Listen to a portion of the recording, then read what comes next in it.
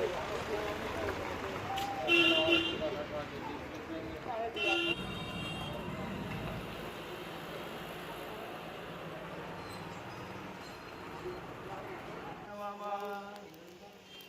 त्र्यंबकं यजामहे सुगंधिं पुष्टिवर्धनम् उर्वारुकमिव बन्धनान् मृत्योर्मुक्षीयमामृतात् स्वाहा। जी स्वामी जी, आज आप लोग ने क्या किया है और क्यों किया है ये? हम लोगों ने माननीय नेपाल नरेश केपी शर्मा ओली, खड्ग प्रसाद शर्मा जी ओली, उनके बुद्धि के शुद्धि के लिए हम लोगों ने बुद्धि शुद्धि महायज्ञ किया। ये व्यक्ति शुरू से ही विवादित बयान देने के लिए प्रसिद्ध है। इन्होंने जब से नेपाल में ये आए और माओवादी की सरकार लेकर आए, उसके पहले भी राष्ट्र विरोधी काम इनका शुरू हुआ है।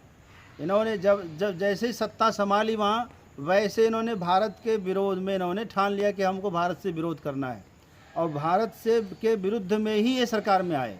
लोगों को भारत के खिलाफ भड़काना, 300 वर्ग किलोमीटर ज़मीन को विवादित बता देना, और आज इन्होंने ऐसा विवादित बयान दिया, बेतुका बयान दिया, जो आज तक दुनिया में कोई जानता ही नहीं।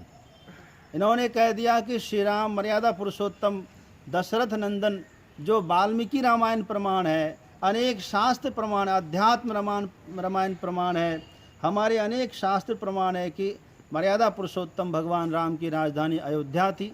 वो सम्राट दशरथ के ज्येष्ठ पुत्र थे। उनके पिता श्री अज, उनके पिता श्री रघु, दिलीप, उनके पिता, इस प्रकार की परंपरा है।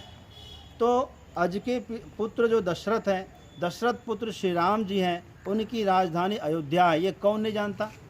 सब जानते हैं। लेकिन उन्होंने ऐसा बयान दिया है कि श्री राम जी नेपाल के थे, नेपाली थे। अब बताओ, नेपाल में थे, कोई प्रमाण भी है उनके पास? कोई शास्त्र प्रमाण है? क्या ये घोर नास्तिक नहीं है? यदि घोर नास्तिक हैं तो ऐसे नास्तिक लोगों को धर्म पर आक्षेप करने का कोई अधिकार नहीं है। ऐसे व्यक्ति की बुद्धि ठीक शुद्धि हो जाए, जल्दी से हो जाए। ए तदर्थ हम लोगों ने आज यहाँ पर बुद्धि शुद्धि यज्ञ किया है। भगवान विश्वनाथ से कामना करते हैं, मर्यादा पुरुषोत्तम भगवान से प्रार्थना करते हैं इनकी बुद्धि शुद्ध हो। और ये समस्त जो भगवान श्री राम के भक्त हैं, इन्होंने न केवल नेपाल वासियों के भक्तों का आत्मा आहत किया, बल्कि संपूर्ण भारत के वासी भक्तों के आत्मा को आहत किया है, ठेस पहुंचाया है। इसके खिलाफ कार्रवाई भी होनी चाहिए, और हुई है, शुरू हो गई कार्रवाई। और इस व्यक्ति को शीघ्र ही इस्तीफा दे देना चाहिए। ये व्यक्ति उस राष्ट्र अध्यक्ष बनने का काबिल नहीं है, प्रधानमंत्री बनने के लायक नहीं है। ये ऐसी बातें जो बिल्कुल अनर्गल बातें हैं, इनको कभी नहीं बोलना चाहिए। हम भगवान से कामना करते हैं इनकी बुद्धि शुद्ध हो। स्वामी जी, भारत और नेपाल पे क्या असर पड़ेगा संबंध पे?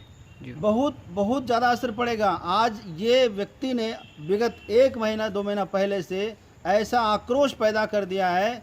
आपको बता दें कि इतिहास रहा है। मैं जो जिस आश्रम में अभी हम लोग परिसर में खड़े हैं, ये परिसर नेपाल नरेश का बनाया हुआ है, और भारत में अनेक मंदिर है जिसको नेपाल नरेश ने बनाया है। भारत नेपाल कभी अलग नहीं हुआ, दो दिख रहा है, लेकिन इनकी आत्मा एक है। यहाँ के हर प्रजा एक दूसरे से मिली हुई है। आपको बता दें, माता जानकी का जनकपुर नेपाल में है, कोई नहीं काटता इसको, लेकिन कभी ये सब एक ही था। जनकपुर अलग नहीं था, नेपाल कभी अलग नहीं था। अभी अलग अलग सेवा के लिए, विकास के लिए बना हुआ है, ठीक है, अच्छी बात है, परंतु विवाद नहीं करना चाहिए। भारत नेपाल के सीमा में कोई आज तक ये किसी को वीज़ा नहीं लगता है। दिन रात जाते हैं, आते हैं, खुला रहता है सब कुछ, सब प्रेम से रहते हैं, सहयोग करते हैं एक दूसरे से। स्वामी जी, तब भी बना होगा ये नेपाल नरेश के द्वारा ये आश्रम?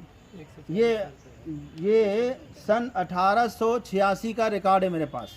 तो 1886 में जब यहाँ पर स्वामी कैलाश पर्वत जी महाराज थे, उनकी सेवा में, उनकी प्रसन्नता के लिए उन्होंने बनाया था। यहाँ पर वाराणसी में नेपाली खपड़ा है, वहाँ नेपाली मंदिर है, ठीक काठमांडू की शक्ल का एक मंदिर बहुत सुंदर यहाँ पर है। और यहाँ हजारों नेपाली विद्यार्थी आज भी रहते हैं, और हजारों संस्कृत के अध्यापक यहाँ रहते हैं। हमने कभी उनमें भेद नहीं रखा है। संगीत विभाग में, हर विभाग में यहाँ पर टीचर हैं। आपको बता दें, नेपाल की आधी आबादी भारत में रहती है। ये आप आश्चर्य की बात न समझिए, बिल्कुल मैं यथार्थ कह रहा हूँ। और भारत से उनकी आजीविका चलती है, इसीलिए कभी ये सब विरोध करना ठीक नहीं है। सब एक दूसरे से मिले हुए हैं, सब एक हैं, सब आदरणीय हैं हमारे लिए। लेकिन इस श्रीमान को बदलना होगा, इनकी बुद्धि को शुद्ध करने के लिए आज हमने महायज्ञ किया था।